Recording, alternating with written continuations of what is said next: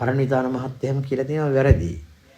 කියලා නම් මගේදී කියන්න පටන් ගත්තා. කියන්නේ බුදුහාමුදුරු මෙහෙ ඉපදුනා කියන්නේ. මගේදී ප්‍රදේශයේනේ.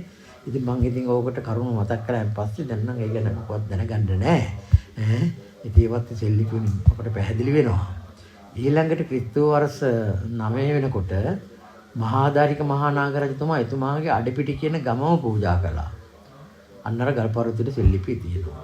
ඊළඟට එතුමාගේ රජිලි කියන කුඹුරු යායෙන් කිරිය 100ක් පූජා කළා. කිරිය 100 කියන අක්කර 800ක්. ඒ සෙල්ලිපි චෛත්‍ය රජන වහන්සේට නැගෙනහිර පැත්තේ ප්‍රාකාර බැම්මත් එක්කම ඔන්න තියෙනවා ඇතුළු මළුවේ.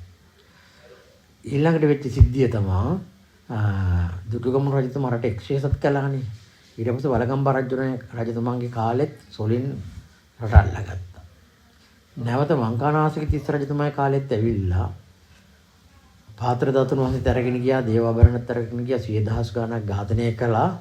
අපේ සිංහල මිනිස්සු 12000ක් හොඩි රට අරගෙන ගිහිල්ලා කාවිරපොට්ටේ වැඩ ගන්න පටන් ගත්තා.